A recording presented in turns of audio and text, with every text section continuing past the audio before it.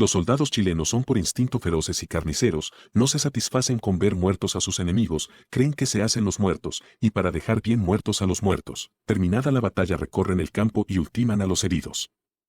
A este acto le dan el nombre de repase y de ello se jactan. Corresponsal del Mercurio de Valparaíso. Durante la Guerra del Pacífico, una brutalidad particularmente feroz vino a caracterizar el conflicto. Por supuesto, no existe una media estándar para determinar la barbarie de una batalla o una guerra, pero se estima que, en general, el número de heridos será siempre proporcionalmente mayor al de muertos. Probablemente, es seguro establecer que mientras más prisioneros o heridos hayan en comparación con el número de muertos, entonces, el vencedor ha sido más humano o piadoso. Un observador estadounidense indicaba, al referirse a la batalla de Huamachuco, que el número de muertos era extraordinariamente enorme. Decía que unos 600 peruanos muertos sembraban el campo y que los heridos eran casi inexistentes. El estadounidense ponía de ejemplo la batalla de Gettysburg librada durante la Guerra Civil estadounidense. Esta batalla fue especialmente sangrienta y concluye que en aquella, la proporción de muertos a heridos era de 1 a 5. En cambio aquí, dice refiriéndose a la Guerra del Pacífico en general, el número de muertos casi siempre sobrepasa el de heridos. Al parecer, muchos de los muertos fueron degollados luego de la batalla ya que sus heridas no se condicen con heridas recibidas en combate. La guerra entre Chile contra el Perú y Bolivia es una seria candidata para considerarse como ganadora del triste título del conflicto más brutal de América. A muchos les parecería inútil hablar de brutalidad en una guerra. La guerra es por definición brutal y sangrienta y básicamente, intentar juzgar ex post el comportamiento de soldados en combate es un ejercicio intrascendente por cuanto el que emite la opinión lo hace desde una posición en que la belleza de la filosofía, las máximas de humanidad y el derecho nublan su vista. Esta postura, en el caso de la Guerra del Pacífico, la exhibe con bella prosa el escritor Dámaso Uriburu.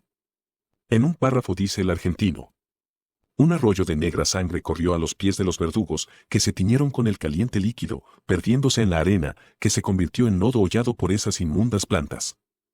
El triunfo y la gloria que es su brillante corona, deben ostentar sus límpidos laureles y reflejar esplendorosas luces en sus acciones de generosidad. El herido y el prisionero deben ser y son sagrados para el soldado victorioso. Allí donde los laureles brotan en el campo de batalla, se señalan los héroes con actos de magnificencia, dando muerte en el duelo y extendiendo generosa mano en la derrota, levantando al débil y al rendido. Matar después de vencer es un crimen mayor que el del asesino. Personalmente, yo estoy con Uriburu en este pasaje. Sin embargo, es imposible desconocer que juzgar a mis ancestros desde la comodidad de la paz, donde el olor de la pólvora, de la sangre y las privaciones son lejanas, es un ejercicio injusto y hasta ofensivo. Existe otra forma de pensar que indica que básicamente, la idea es ganar a toda costa y cualquier medio es idóneo. Sin embargo, aquella es la salida fácil y acomodaticia puesto que no responde a la pregunta de por qué se llegó a un nivel tan increíble de barbarie. Es importante saber ante qué estímulos respondieron, ante qué órdenes se animaron, puesto que la guerra, como actividad humana no dejará nunca de implantar su horrible estampa en nuestra naturaleza. Analizar el comportamiento del soldado chileno en combate es analizar a todos los soldados del mundo. Los actos de barbarie de que se harán comentario, por cierto que fueron cometidos en su mayoría por las fuerzas chilenas porque en definitiva, fueron estos los que vencieron en prácticamente todas las batallas. Sin embargo, los peruanos y bolivianos tampoco escapan del escrutinio de haber cometido enormes crímenes contra hombres desarmados. Un buen ejemplo es la batalla de Tarapacá, en la cual, los heridos chilenos fueron quemados vivos estando desarmados y fuera de combate o la campaña de la Sierra, durante la cual, los peruanos, intentando lograr lo que no habían logrado en el campo de batalla, llevaron adelante una guerra de guerrillas en la que no faltaban actos de inhumanidad bestiales. Según William Sadar, los indios de la Sierra peruana gustaban de adornar sus chozas con las cabezas degolladas de soldados chilenos. Esto es reconocido por la historiografía peruana, pero esta indica que existe una relación de causa y efecto. Los chilenos, dicen, masacraron a miles de peruanos en suelo peruano y ante esto, no quedó más remedio que pagar con la misma moneda. Esto, debemos admitir, responde a cierta lógica. Por supuesto, más que intimidar a las fuerzas chilenas, éstas reaccionaban con mayor furia y el espiral de violencia aumentaba y eso que la campaña de la Sierra ocurrió después de la captura de la capital del Perú, cuando la guerra ya estaba ganada y su continuación obedecía simplemente al deseo de los peruanos de lograr una paz menos draconiana. En definitiva, ambos bandos mostraron enorme brutalidad, pero como las fuerzas chilenas tuvieron más éxito en combate se generó el curioso efecto de constituir al vencedor como el victimario y al perdedor como la víctima del ultraje de heridos, siendo que ambos bandos participaron en este. Probablemente, de haber tenido más oportunidades, los peruanos y bolivianos hubiesen hecho lo mismo. Como dije antes, intentar justificar, explicar o denegar esto o aquello es un ejercicio inútil. Pero es necesario entender. Christopher R. Browning en su enorme obra Ordinary Man, indica que para explicar el comportamiento de seres humanos hay que reconocer que todos somos seres humanos y que podríamos haber tenido el mismo comportamiento dadas las circunstancias. Así, ante la situación en que se encontraban los soldados chilenos durante la guerra, el delicado Uriburu podría haber tenido similar comportamiento y reconocer aquello es empatizar. Por lo tanto, aquel vetusto cliché de que explicar es excusar y entender es justificar es simplemente incorrecto. Este video no busca realizar juicios de valor respecto del comportamiento de las fuerzas chilenas en combate, ni negativas ni positivas. Simplemente busca, en la medida de lo posible, entender de cómo se llegó a tales niveles de hircana furia que son imposibles de desmentir y que fueron admitidos por testigos, historiadores y soldados chilenos. Dice Antonio Urqueta, veterano de la Guerra del Pacífico, intentando explicar el comportamiento de los soldados en guerra que, cuando los oficiales nos mandan a disparar, marchar y calar bayonetas pareciera ser que se personifica en el lugar un genio. Este genio de la matanza se regodea con la sangre, muestra sus afilados dientes sonriendo al ver la masacre y la muerte. Sus oídos se agudizan al oír el lamento de los heridos y el olor de la pólvora y la sangre lo satisface. Cuando la batalla se termina, aletea sus alas y se aleja ofuscado. Esta práctica de intentar explicar visiones de espanto es propia del género humano y es natural. Urqueta es un hombre culto y su cultura lo hace víctima de su propia mente puesto que riñe con su moralidad. Por supuesto, la mayoría de las fuerzas chilenas carecían de las herramientas como para preguntarse respecto de la diferencia entre el bien y el mal con la fineza de otros más cultos o sensibles, pero es indudable que la mayoría de los soldados no eran la caricatura pintada por Paz Soldano Caivano. Los primeros supuestos actos de barbarie comenzaron muy pronto en la campaña terrestre. El inglés Mark Ham indica que la escuadra chilena bombardeó sin reparos las instalaciones civiles de Pisagua durante la operación anfibia chilena. Caivano y Paz Soldán indican lo mismo, aunque para ellos, lo que importa es siempre transformar la derrota en una muestra de gloriosa abnegación. El Perú, dicen, pudo haber perdido la batalla pero esta derrota fue ante enormes fuerzas enemigas, a las que estos llaman veteranas y feroces, pero que a la vez son también cobardes y torpes. El intento de estos autores para justificar la derrota no conoce límites y son capaces de contradecirse en el mismo capítulo. La idea de agregar a estos fanáticos autores no es baladí ni un ejercicio para generar controversia. La idea es establecer la facilidad en que el enemigo se convierte en una bestia, en un cholo, en un subhumano, antropófago o fiera. Desconocer la naturaleza humana del enemigo es el primer paso para matarlo. Cuando Clements Markham se refirió al combate de Pampa Germania, acción de guerra inmediatamente posterior al desembarco en Pisagua, la llamó masacre. Incluso el lector más imparcial posible, al estudiar esta acción concluirá que esta no fue una masacre sino que fue una verdadera batalla y en definitiva, terminará por descartar a estos autores como fanáticos, estúpidos o mal informados y llamará a sus obras vil propaganda. Sin embargo, no se puede desconocer que la imagen que estos autores se formaron fue ayudada por algunas fuentes chilenas. Por ejemplo, dice el periódico chileno El Ferrocarril. Ni una choza debe quedar en pie estando al alcance de nuestra artillería naval, nuestros buques deben sembrar por todas partes la desolación y el espanto. Es necesario que la muerte y la destrucción, ejercida sin piedad en los hogares del Perú, no le deje un solo momento de aliento ni respiro y sucumban ante el peso de nuestra superioridad militar. Hoy, más que nunca, se necesita obrar sin otro objetivo ni otra consideración que la de aniquilar al Perú. La única respuesta que el gobierno chileno le debe dar a su pueblo es encomendar a su escuadra la destrucción completa de la costa del Perú y a su ejército, tomar Lima a sangre y fuego. Ahora, con la guerra ya en su apogeo y con la fuerza expedicionaria avanzando por el Perú, creo que es útil revisar la batalla de Tacna en este punto y esto se debe a dos razones. Primero, realmente se desmiente el mito de que los aliados y en particular, los bolivianos, eran pobres víctimas. Segundo, porque desde aquí se hace patente de manera más clara el comportamiento valiente de los chilenos en combate y su usual brutalidad inmediatamente posterior a esta. La batalla del campo de la Alianza, según la mayoría de los autores, fue de enorme violencia. Los chilenos, avanzando a pecho descubierto, tuvieron que marchar recibiendo los disparos enemigos desde incluso antes de estar en condiciones de responder. Que los chilenos no hayan retrocedido o que no se hayan rehusado a avanzar deshace los argumentos de Paz Soldán y Caivano sobre la supuesta cobardía de los chilenos, pero también la actuación de las fuerzas aliadas, sobre todo bolivianas, derriba el mito de que estos eran cobardes o pobres indios, como los llama Mark Ham con condescendencia. Curiosamente, ningún autor chileno serio llamó nunca a los peruanos o bolivianos cobardes o indios o cholos. Por supuesto, sería risible llamar a los escritores de la prensa chilena, entre comillas, autores, puesto que su trabajo no era buscar la verdad sino que inflamar los ánimos de la población, cosa que al parecer lograron de manera admirable.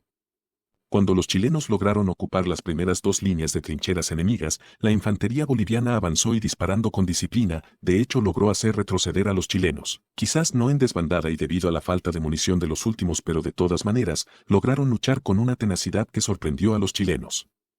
No solo eso, Adolfo Jali, comandante del batallón Esmeralda, pidió una carga de caballería de los cazadores a caballo chilenos y esta fue detenida por los bolivianos. Detener una carga de caballería con infantería es una de las cosas más difíciles de hacer y requiere nervios de acero y los bolivianos sorprendentemente, lo consiguieron. Como sea, los soldados chilenos lograron seguir avanzando y apoyados por el batallón Lautaro terminaron chocando con las defensas enemigas. La batalla descendió entonces en una lucha cuerpo a cuerpo en la que con bayonetas, sables y corvos se repartía la muerte. Al final, los chilenos lograron hacerse con la victoria después de enormes esfuerzos y bajas. Los derrotados, aunque lucharon con valor, pronto retrocedieron a la ciudad de Tacna. El soldado chileno Alberto del Solar indica que luego de la batalla, sus compatriotas aún furiosos por la resistencia enemiga masacraron a unos 2.500 heridos, repasándolos con corvos y bayonetas. Un oficial del batallón Santiago reportó a su comandante que uno de sus hombres lo había amenazado cuando estaba intentando prevenir que éste matase a soldados peruanos heridos y que aquello era una muestra de esa fiebre por matar que poseyó a los victoriosos, particularmente a los soldados del segundo de línea. El doctor boliviano Zenón indica que el hospital de campaña no servía de santuario para los heridos y que los chilenos, al invadir aquel lugar, degollaron a la mayoría de los heridos y destruyeron todo el equipo médico que pudiera servir a los bolivianos. Según William Sattar, el médico chileno Ramón Allende avergonzado le ofreció compartir medicinas y pertrechos para tratar a los heridos aliados. Quizás la batalla en que esta manera de hacer la guerra fue más evidente fue la de la toma del Morro de Arica. En esta, las fuerzas chilenas atacaron los reductos que protegían la ciudad. La batalla se desencadenó con la brutalidad conocida y fue durante el ataque a la última posición que se oyó una explosión que lanzó por los aires a cadáveres y restos humanos de soldados chilenos. Los reductos estaban minados y esto, sumado al hecho que el sistema de detonación estaba instalado en un hospital de campaña, desencadenó la furia absoluta de las tropas chilenas. Aquí no hubo perdón ni tratativas. De hecho, los pocos que se salvaron en las alturas del Morro lo hicieron de milagro y porque los oficiales no perdieron la compostura. La mayoría fueron degollados sin importar rango o condición. Lo mismo hicieron los cazadores a caballo en la ciudad de Arica, aunque Barros Arana indica que se debió a que fuerzas peruanas comenzaron a hacer fuego sobre los escuadrones de caballería. Como haya sido, todos fueron masacrados y sin duda muchos fueron ultimados una vez rendidos.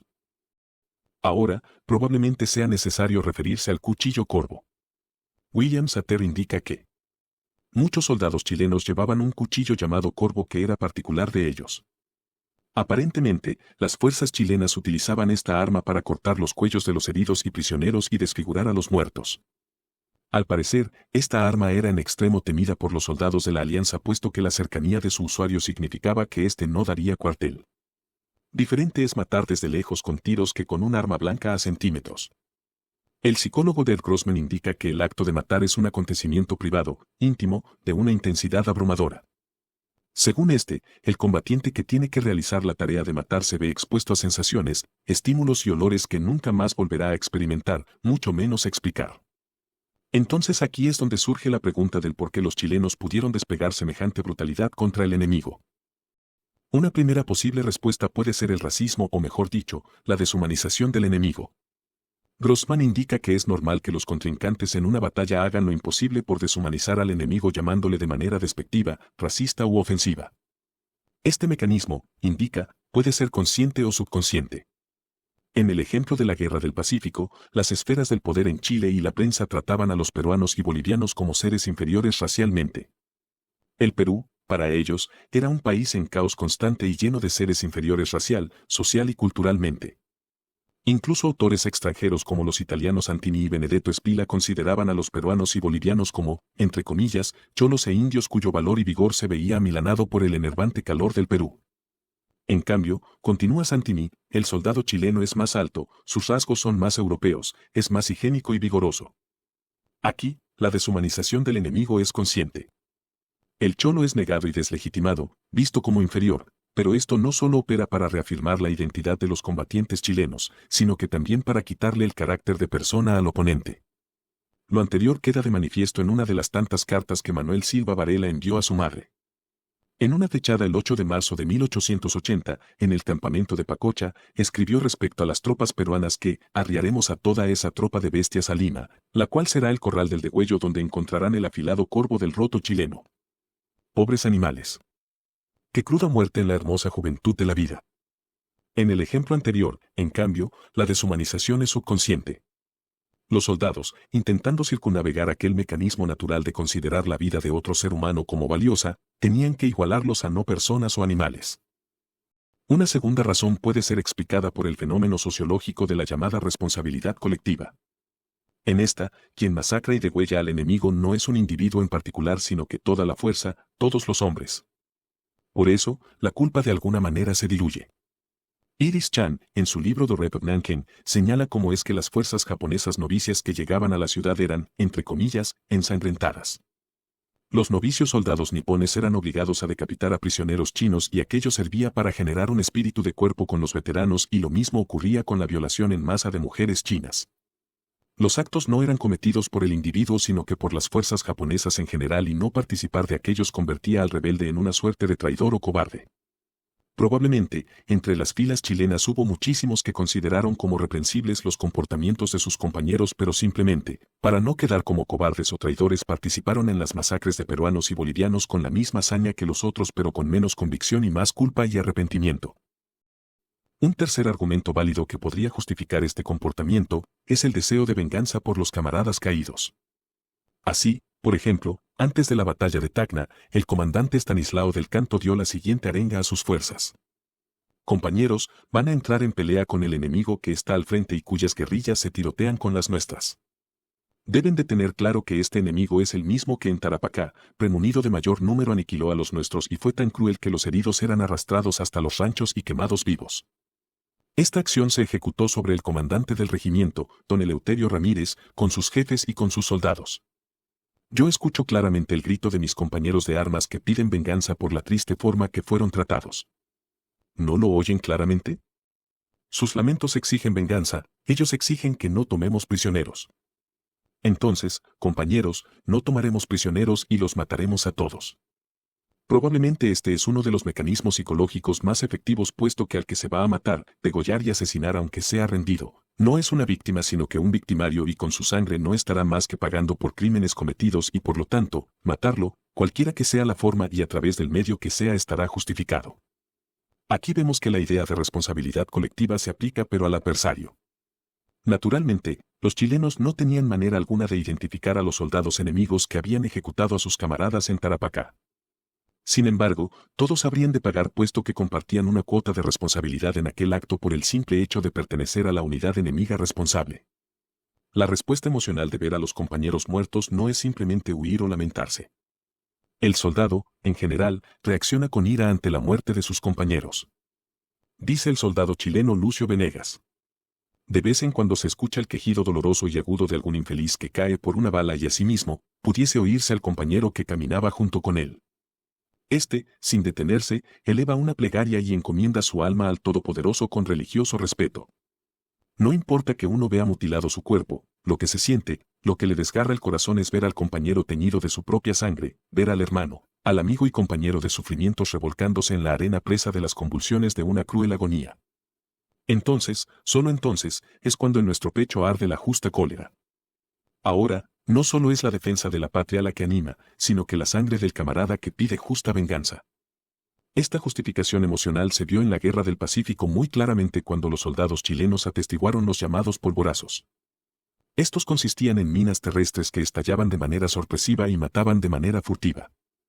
El soldado Benavides Santos relató que la indignación que en la tropa producía los métodos que empleaban los peruanos, tan contrarios al modo de ser chileno, que ataca de frente y a cara descubierta, era muy grande. El repase, que sería en realidad el corolario de la barbarie chilena, justificada o no, entendible o no, ocurría luego de la ruptura del frente enemigo. Esta, según Grossman, se produce como una respuesta emocional. Las matanzas comienzan en la mayoría de las veces cuando el ejército roto comienza a huir. Esto, al parecer, se debe a dos factores. El primero es que la víctima está de espalda. Parece mucho más fácil degollar, apuñalar o disparar a otro cuando está de espaldas y cuando no se le mira a los ojos. En definitiva, aquel bulto no es un ser humano, es simplemente una entidad corpórea carente de emociones. La segunda razón, dice el norteamericano, se da en el cerebro medio del perseguidor. A la vista del enemigo en retirada, este pierde su calidad de macho en una lucha primitiva y territorial y se convierte en una presa que debe ser perseguida y derribada. En el caso de la Guerra del Pacífico, luego de que las batallas culminaban, las sensaciones y respuestas emocionales a las que se veían expuestos los soldados no se extinguían por el solo hecho de que hubiesen triunfado. La adrenalina, el deseo de venganza y el espíritu de cuerpo impulsaba a los soldados chilenos a no solo ganar la batalla sino que también a borrar cualquier rastro de la misma y en esta suerte de purificación del campo de batalla, el repase y matanza de los heridos y prisioneros formaba parte central. La adrenalina turba las capacidades mentales y hace olvidar cuestiones éticas y morales, por eso era tan sencillo matar a los prisioneros y heridos. Sin embargo, esto no quiere decir que los soldados chilenos hayan sido bestias como intentaron representar los autores peruanos. Los chilenos incurrieron en una respuesta emocional ante un estímulo tan increíblemente abrumador que perdieron de momento parte de su humanidad y por supuesto, luego vino el proceso de racionalización, proceso que para algunos terminó en suicidio, alcoholismo, justificación e incluso jactancia. Por ahora, hasta aquí llega el video. Muchas gracias por detenerse en este canal. Saludos cordiales.